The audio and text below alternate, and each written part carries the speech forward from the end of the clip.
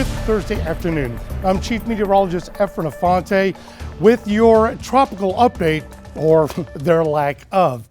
National Hurricane Center just updated the information and position on the tropical wave and the development, and for all intents and purposes, it's a done deal. 10% chance of development over the next 7 days, even over the next 24 hours. So we are not looking at this thing to become a tropical anything, either tropical depression or anything higher. Current position right now, it's just to the east of New Orleans, and it is barely moving.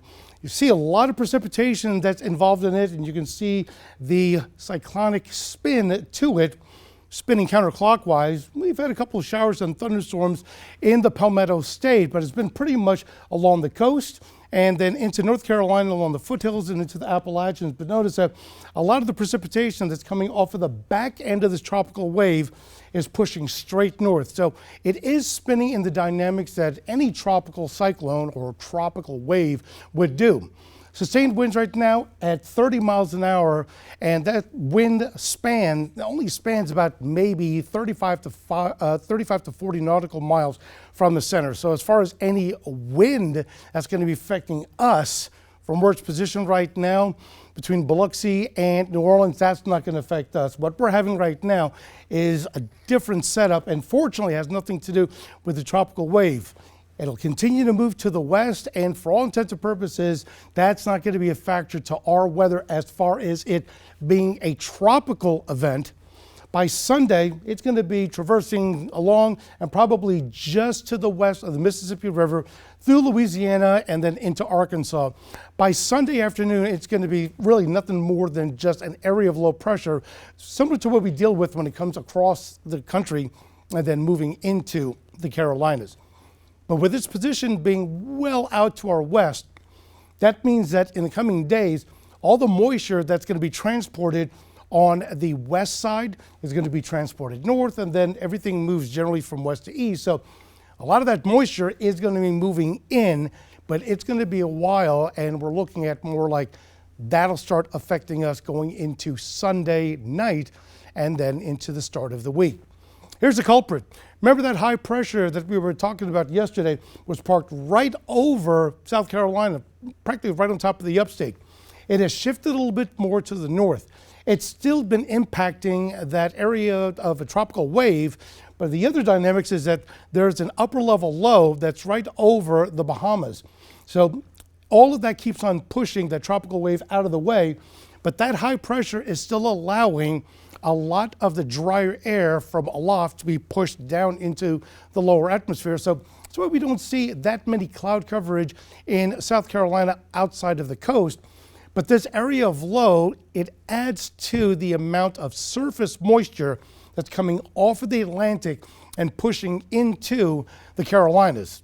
In other words, that mugginess is not going anywhere anytime soon.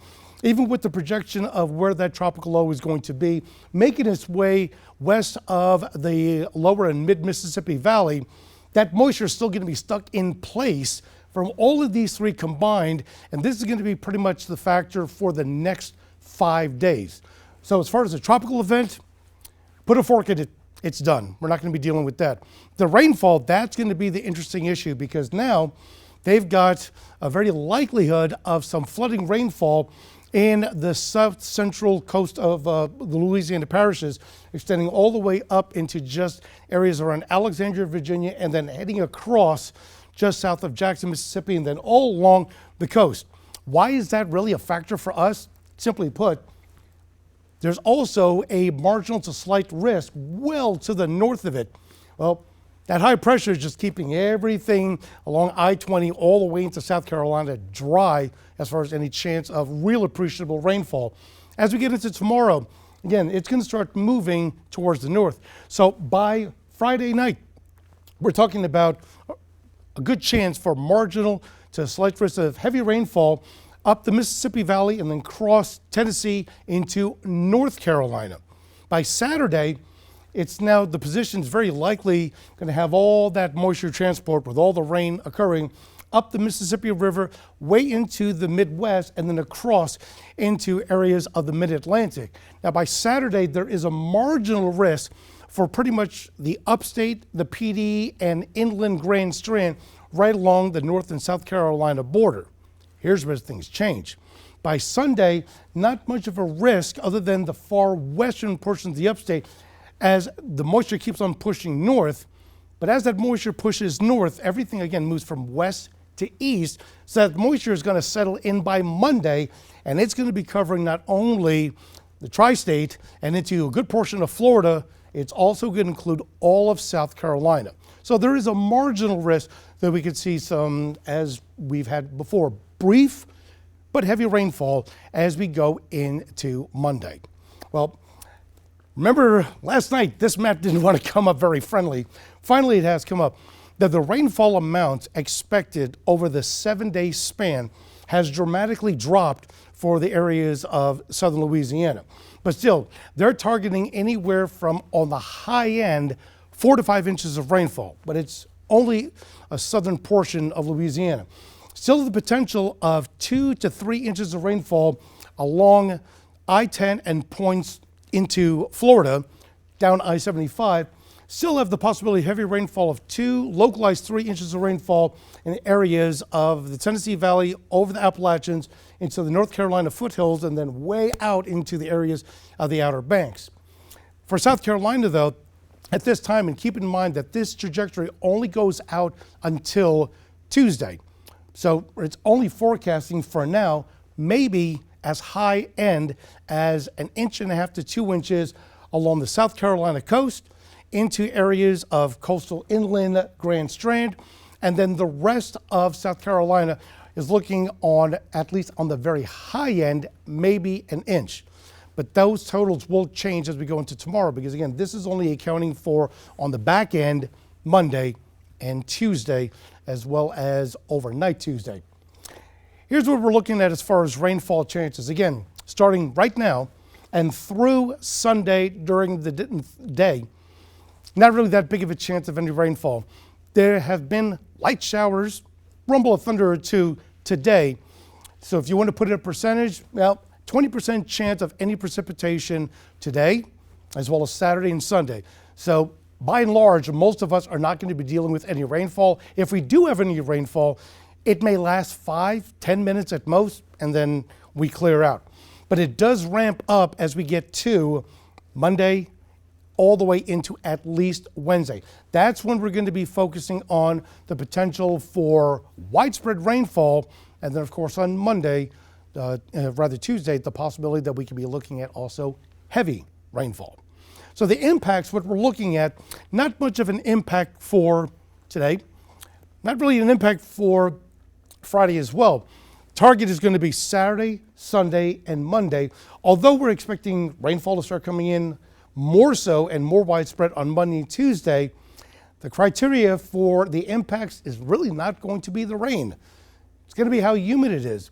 Now, the forecast models have been trending a little bit lower, at least for Friday and Saturday, and then for Tuesday, Wednesday, and Thursday. It's still very elevated for Sunday and Monday. That's when we're going to be the hottest, the most humid, and then by Monday, the chance for showers and thunderstorms with that heavy rainfall. So the impact really we're looking at for is Saturday, Sunday, and Monday, as humid as it is, because how hot it's going to be. I had mentioned this last night, and meteorologist Daniel Bonds also mentioned it throughout the day today, that the heat indices, what it's going to feel like in the shade. It's already hot and humid now, but overall scope is that by tomorrow through Thursday, the average high temperature is going to be anywhere from 92 to 99 degrees, the biggest impact for Saturday, Sunday, and Monday.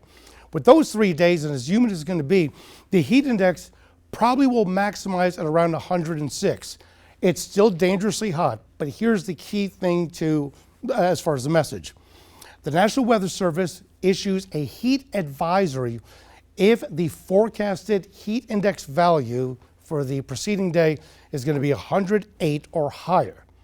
We are likely not going to get heat advisory, but it's very important to understand that we're still talking about heat indices upwards of 106 degrees in the shade. So this entire 7-day forecast, we still have to be very weather aware of how hot and humid it's going to be.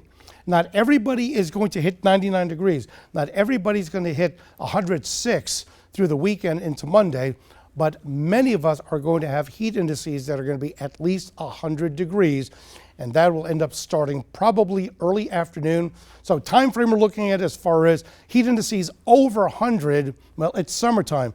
So we're talking from as early as 2 o'clock in the afternoon to as late as 10 o'clock.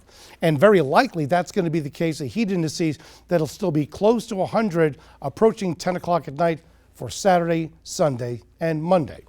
Well, this is what we're looking at as far as the forecast.